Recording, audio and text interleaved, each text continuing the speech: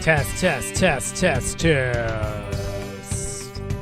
Let's get right into it. All right, everybody, how are we doing here today on the latest and greatest edition of the Gaming Buzz? On today's episode, we're going to be talking about AEW, my AEW review. Very exciting. Apple actually wants to seek Supreme Court against a special gaming company near and dear to your heart. We're going to check that out. Assassin's Creed's got a remaster in the works. Beyond Good and Evil, unfortunately, there's some sad news there. We're going to talk about that. Dying Light 2 is going to collab with a company. We're going to get into that. Far Cry had a major leak, and we're going to check out the leakage. We're going to be joined by Barack Obama. He's going to be talking about Final Fantasy VIII. Very nice. Last of Us 3 rumors and leaks. We'll talk about that. And we know more news on NBA 2K24. We'll get into that too. The PlayStation Slim, all the details there. And of course, the Tokyo Game Show, the G4 that we didn't get. All of that and the FTC versus Microsoft and more on this week's edition of the Gaming Buzz. Enjoy.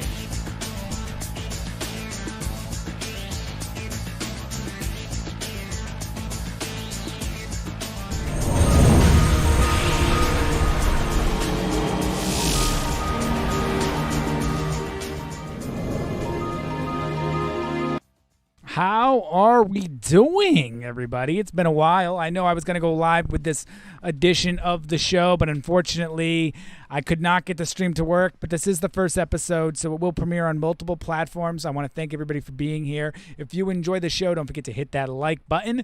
Don't forget to share this and subscribe if you're not already subscribed. So, without further ado, I am Cypress TV, and you are listening to the Gamer Buzz. Very exciting news. What is the buzz this week? Well, let's jump right into the headlines that we had talked about. Oh, this is not the screen. As you can see, we're doing this a little rough. Here we are. So very first top story I want to get into is the Far Cry news that we had talked about. Let me get this full screen. All right, so Far Cry, that's right. A lot of people were wondering about this. This happened earlier this week. The source code for the original Far Cry game from 2004 titled Far Cry 1.34 Complete has surfaced online. It was uploaded on the Internet Archive site, archive.org, in June. The code possibly includes sequential patches, although it may not be entirely complete. Some commentators who have examined the code believe it as a leaked source tree from the PC version of the game, specifically for adding support to Ubisoft's game launcher DRM. However, the code currently has compilation errors, making it challenging to run. In other news, Netflix recently released its trailer for Captain Laserhawk, the Blood Dragon remix, an animated adaptation of Far Cry with a nostalgic 90s feel. Created by Shakar, known for his work with the Netflix Castlevania adaptation. And that Castlevania adaptation was a great adaptation, to say the least. So why don't we jump right into our next topic here today?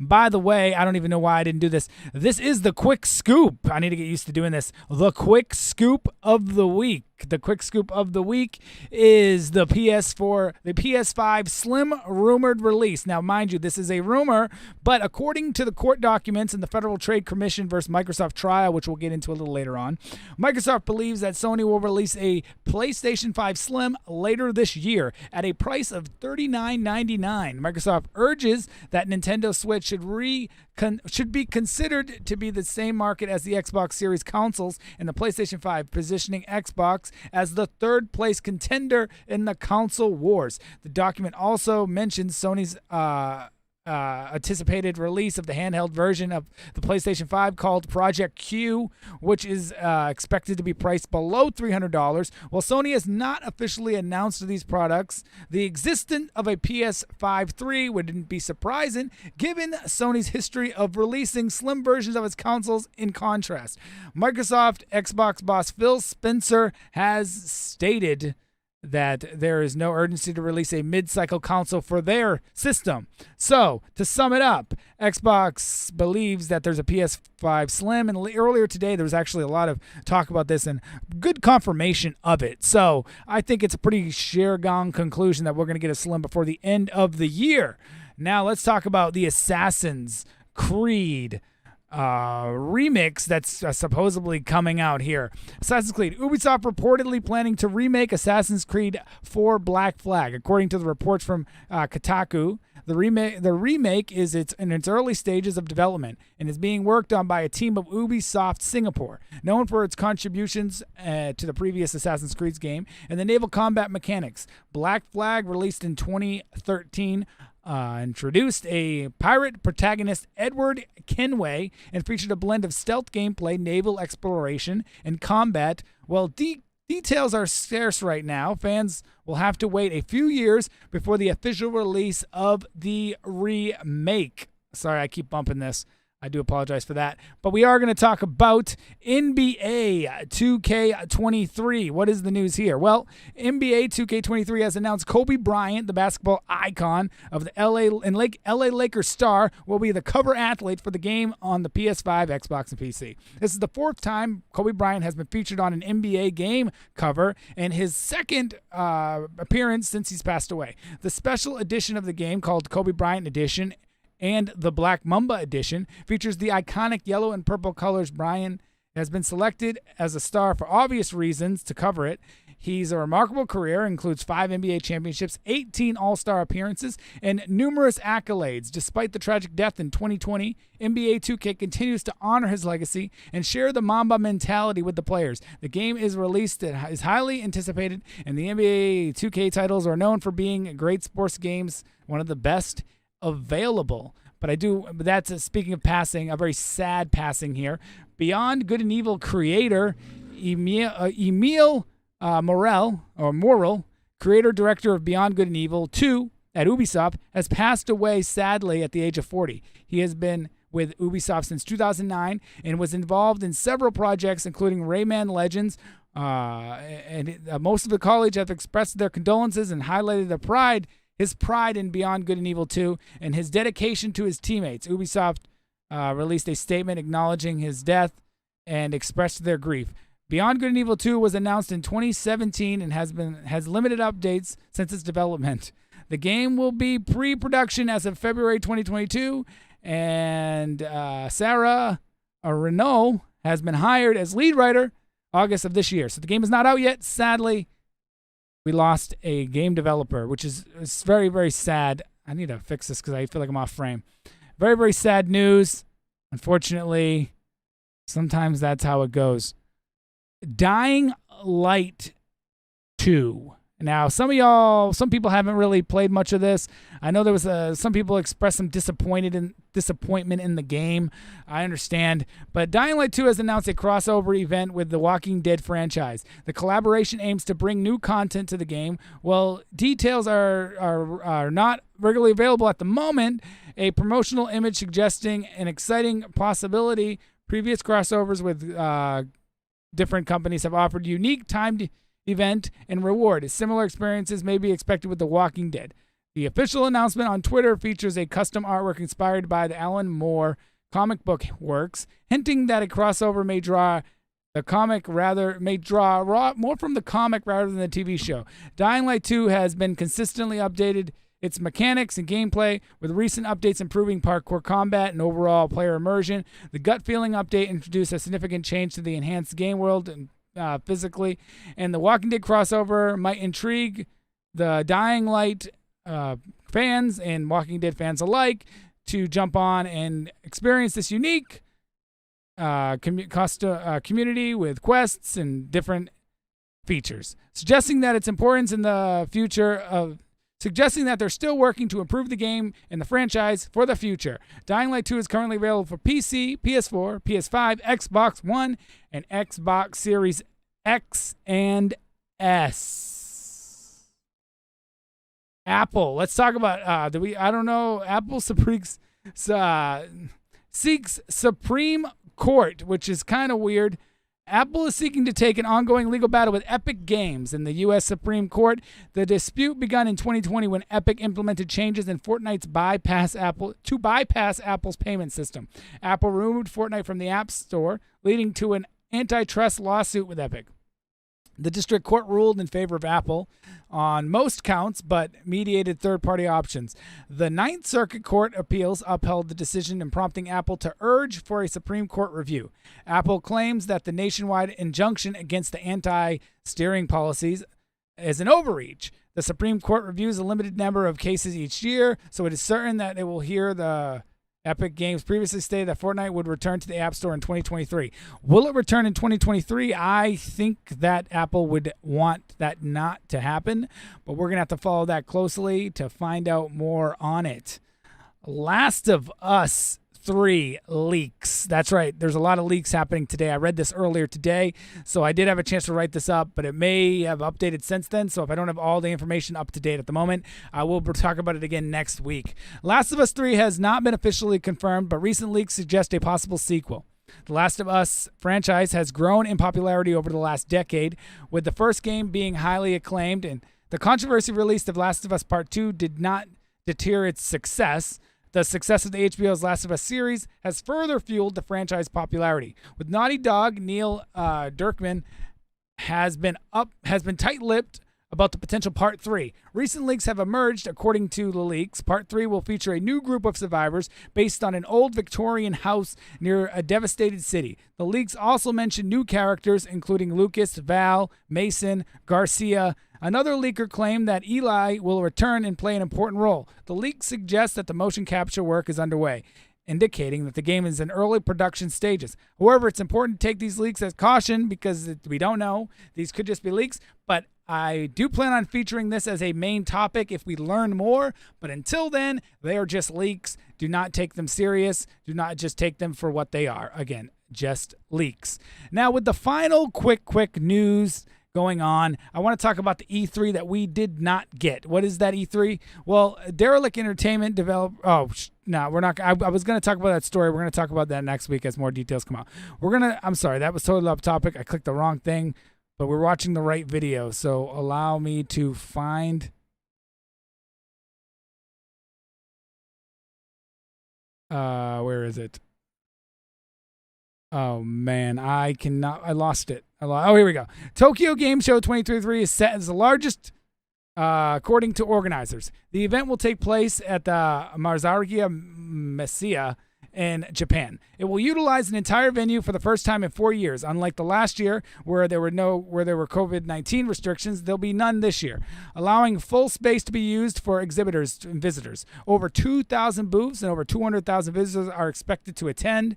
The theme for this year's game is Games in Motion, the World in Revolution. Major exhibitors such as Bandai Namco, Capcom, Sony, Sega, Atlas, Xbox, Nintendo, Square Enix, Kojima featured to be present. The event will focus on attracting international exhibits.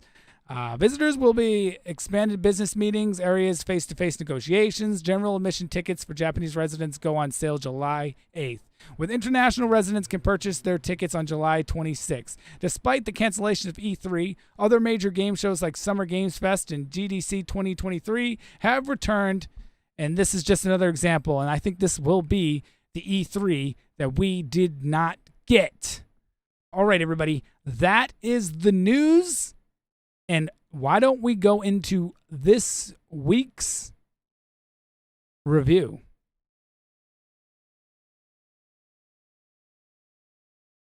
All right, here we are. We are live at the review. So let me talk about this right now. This is the review or my AEW review of Fight Forever. Let's get into this. I gotta pull up my review here. we go. Hope you guys enjoy this.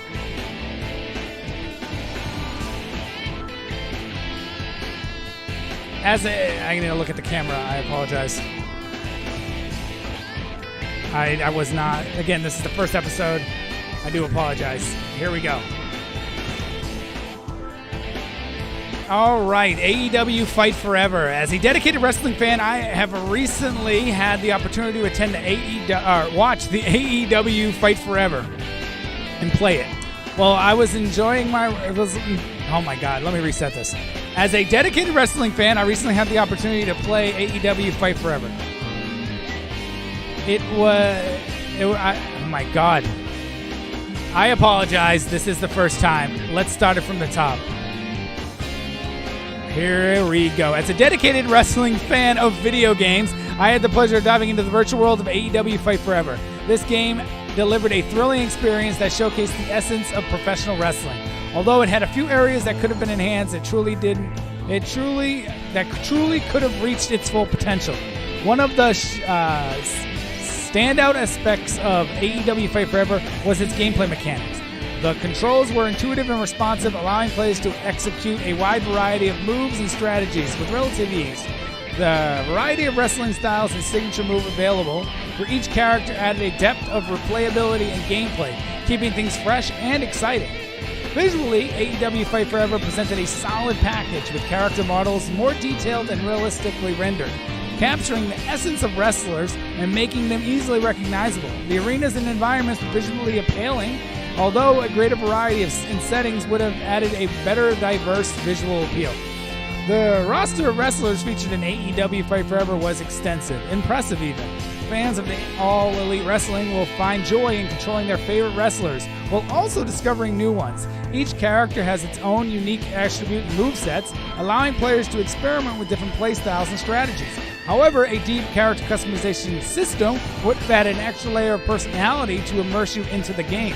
In terms of game modes, AEW Fight Forever offered a variety of options to keep players engaged. From story-driven campaign to the competitive multiplayer modes, there was something for everyone. The campaign mode was enjoyable, could have benefited from a more engaging narrative to provide a stronger sense of progression and investment. Multiplayer modes, both online and local, provided an opportunity for competitive and social gameplay experiences.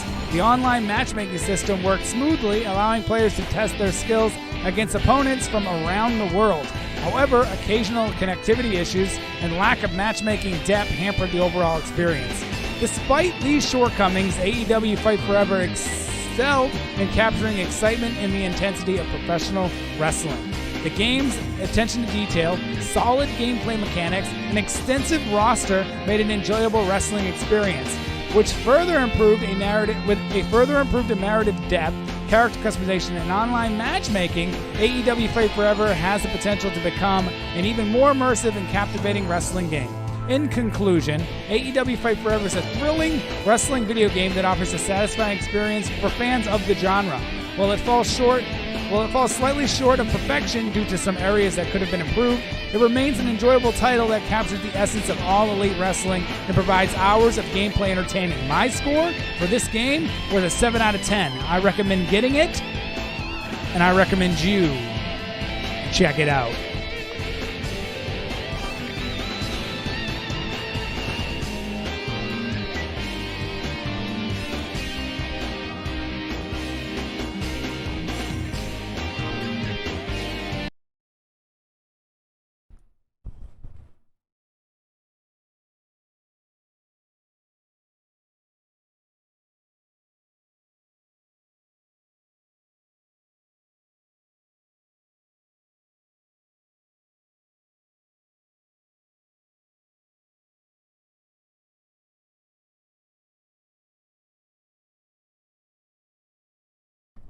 All right, we are back here on the stream. I want to say the Retro Minute starts. What does that mean? Well, that means we have Obama here. That's right. Obama's going to be talking to us. This is the first time bringing Obama on. Hopefully you guys enjoy. This is going to be a regular segment. As I start to do these, it'll be a little more contrived, a little more unique. But since this is the first time, this is what I could put together. Full disclosure, This obviously, I don't think I have to go without saying. This should go without saying, but this obviously is not the real Obama. Let's be honest. But I did have to say that. So, 1 second. Let's see if I can find Obama on the line.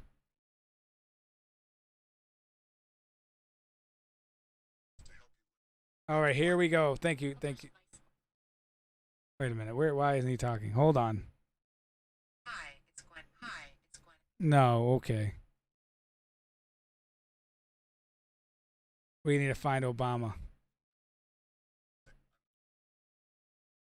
All right, here we go. All right, everybody. This is the Retro Minute. Thank you for bearing with me here. This is Obama. Obama's going to be talking about the great Final Fantasy VIII and his experiences.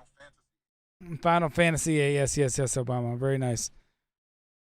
All right, everybody. This is Obama. Enjoy the Retro Minute with Obama. Talk to us.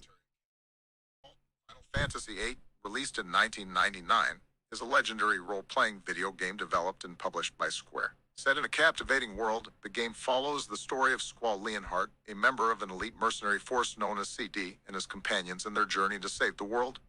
The game begins at Balam Garden, a military academy, where Squall trains to become a CD. Squall, along with his friends Zelda, Selphie, Quistis, and Irvine, is assigned a mission to assist a resistance group called the Forest Owls in their battle against the Galbadian Empire. However, their mission quickly unveils a more significant threat known as Ultimecia, a sorceress from the future who seeks to compress time and write history. As the story unfolds, Squall and his allies encounter various challenges and embark on a quest to gather powerful guardians called Guardian Forces, or GF. These GF grant them magical abilities and allow them to summon incredible creatures to aid in battles. Along the way, Squall falls in love with Renoa, a member of the Forest Owls. Their love story intertwines with the impending crisis as Renoa becomes a crucial factor in the battle against Ultimecia. The game explores themes of love, friendship, and the balance between destiny and free will. As the conflict intensifies, Squall discovers that he holds a pivotal role in the world's fate and the struggle against Ultimecia. With the help of his friends and newfound powers, he faces a series of trials, including epic battles against powerful adversaries and even a journey through time itself.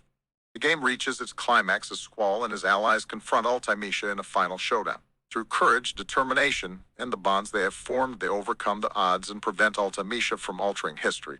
The world is saved, but not without sacrifice and emotional upheaval. Final Fantasy VIII concludes with a bittersweet ending as Squall and his friends reflect on their experiences and the lessons they have learned. They emerge stronger, having grown both as individuals and as a group. The game leaves players with a sense of fulfillment and a reminder of the power of friendship and the resilience of the human spirit. In the years since its release, Final Fantasy VIII has become a beloved entry in the long-running franchise, captivating players with its captivating story, memorable characters, and innovative gameplay mechanics. It continues to be celebrated as one of the iconic role-playing games of its time, leaving an enduring legacy in the world of video games. So picture this, it's 2009 and I'm in the Oval Office, dealing with the weight of the world on my shoulders. But hey, even presidents need a little downtime, right? So during those late-night hours, I would sneak in a little gaming session of Final Fantasy VIII. But let me tell you, it wasn't as easy as you think. I'd be in the middle of an intense boss battle, and then the red phone would ring. It's like, hello, Mr. President, we have a situation in the Middle East. And I'm like, hold on, guys, I just need to defeat this giant monster with a sword as tall as me. And don't get me started on the summons in the game. I remember summoning Bahamut, this enormous dragon, and just as it's about to unleash its epic attack, my security detail bursts into the room, thinking there's an actual dragon loose in the White House. They're like, sir, are you okay? Should we call the fire department? And I'm like, no, it's just my Final Fantasy friend here. We're just saving the world from an evil sorceress. Carry on. But hey, in all seriousness, Final Fantasy VIII taught me valuable leadership lessons. Managing a diverse party, strategizing for battles, and ultimately saving the world from chaos. It's not too different from being president, right? So next time you're stressed out, just remember, even presidents need a little fantasy to balance the reality. And if it's good enough for the commander-in-chief, it's good enough for you too. Thank you, Mr. President. Wow, what a great guy, everybody. Mr. President, give Mr. President, please, everybody, give Mr. President a round of applause if you are watching. And if you aren't watching, give Mr. President a like. Oh, man, who would have known that he was such a gaming enthusiast?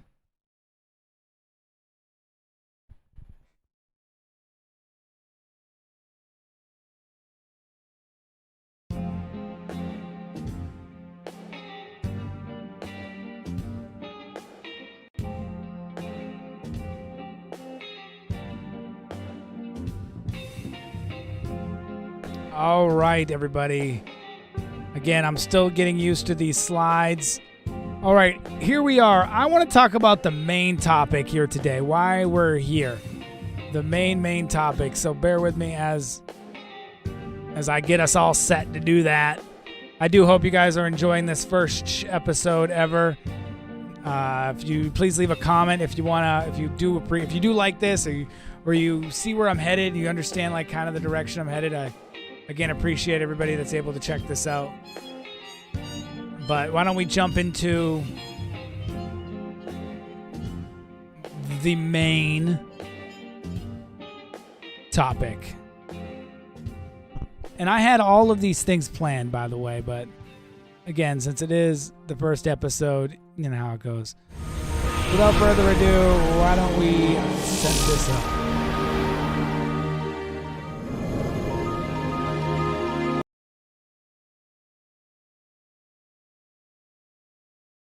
All right, ladies and gentlemen, I need to remember to do that first, but here we go. Here we are. Jeez. All right, everybody, how are we doing here today? Let's jump right into this because there's an FTC Microsoft stuff going on, and I did promise that we're going to talk about this. And I listened to hours and hours of information on this, and this is where we're going to close the show, and this is the main topic. Hopefully you guys like this and enjoy this. And without further ado, here we go. There's a lot to get into. There's a lot of stuff going on, and I'm going to try to explain this the best I can. So without further ado, here we go. I am Cypress, and this is the extensive look into the FTC versus Microsoft. It's the top story on all the news sites right now. An intense battle between Microsoft and the Federal Trade Commission over Microsoft's attempt of buying giant Activision Blizzard.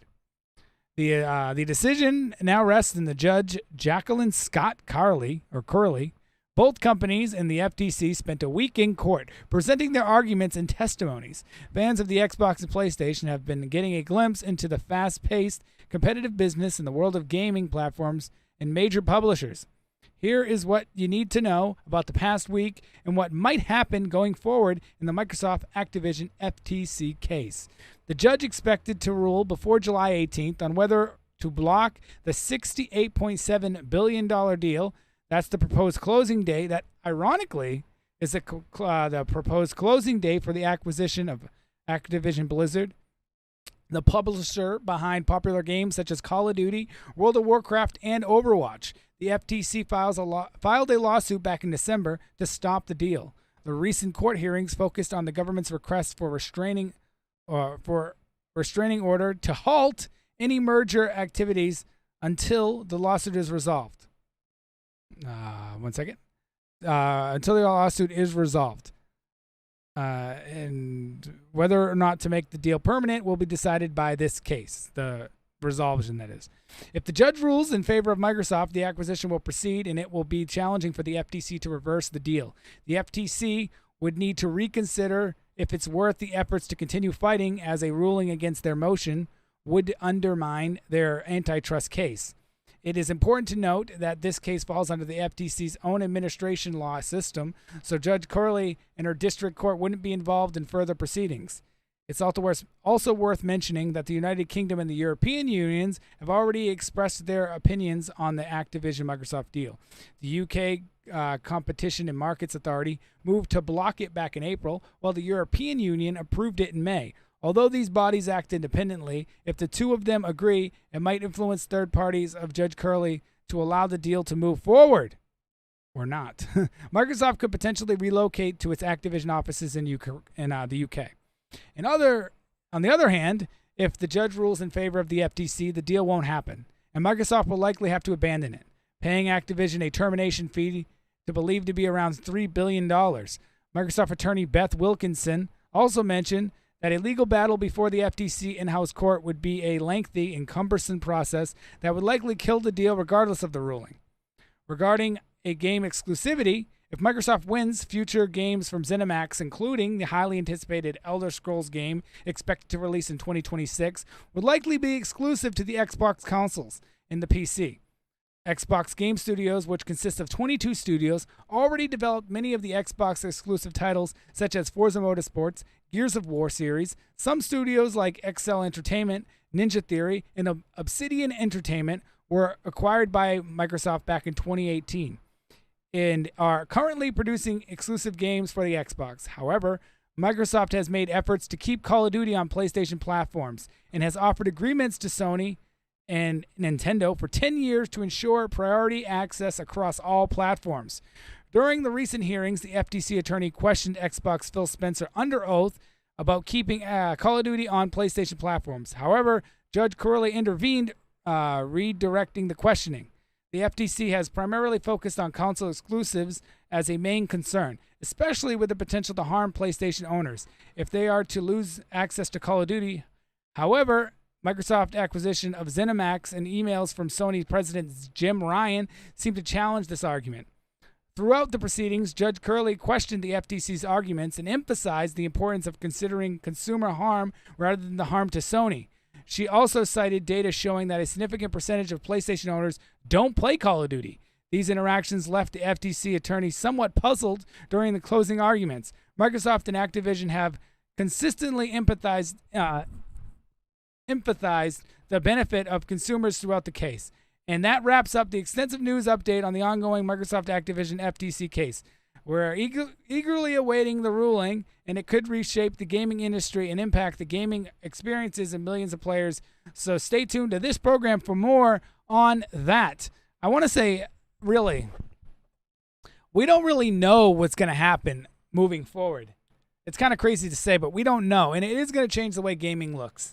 And I'll get into my opinions on my live streams. You can check out my live streams, and you can see more on to that because there is a lot to say on this, but I want to strictly stick to news. So hopefully you understand a little more about this case, and hopefully you can see why it's important.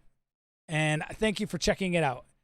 Why don't we jump back, because I am going to close this off real soon, but there is one more thing I want to get into, and that's this week's Gaming Challenge.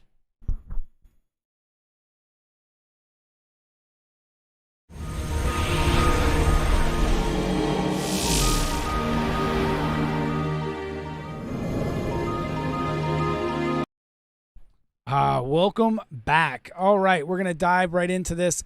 The Gaming Challenge of the week. That's right. I have this new segment that I'm going to call the Game Master Challenge. What is the Game Master Challenge? Well, I set you guys up. I give you guys 3 questions of the week, and you need to either message me, DM me, answer these questions, and you guys tally up the points, and we keep track of these points, and winner wins a surprise of your choosing. So we're going to get into that. But questions are, and I'm going to pull them up right now.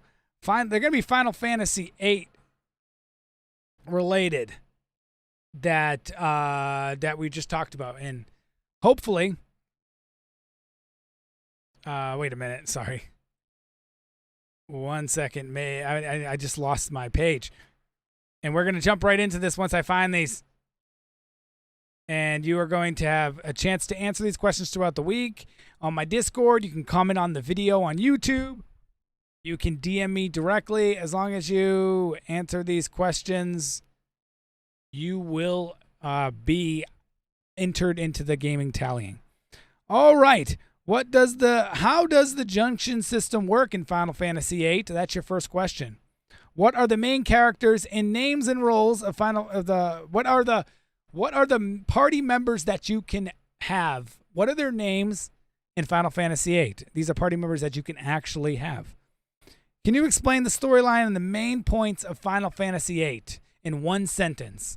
If you can do that and make it sound good, then you will have an opportunity to get some points. If you answer all 3 right, you get 1 point. I add them together. Eventually, when we get 2 people take a lead and hit a certain number, which is in my head, they're going to go head-to-head in a live game show master challenge, just like we did with our Mario show previously. But you got to somebody has to hit that special number in my head in order to enter it, and then you get a gift card if you win that. So that is how the system's going to work, and that was the game. That was my version of a Game Master Challenge, and hopefully we get that better off, a little more going on in the future. So without further ado, let's jump right into this. Next week, we're going to have more latest news. This was a rough episode. As I do this, we'll get more used to it. I want to say thank you for checking out this week's episode.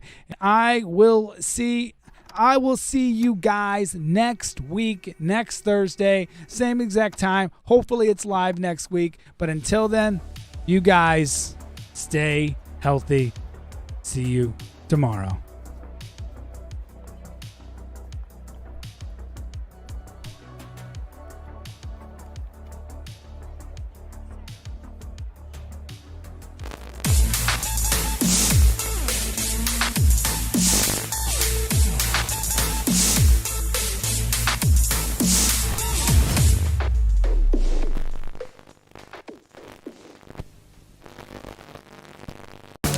Don't forget to subscribe to the Democracy Network for great more content like this one.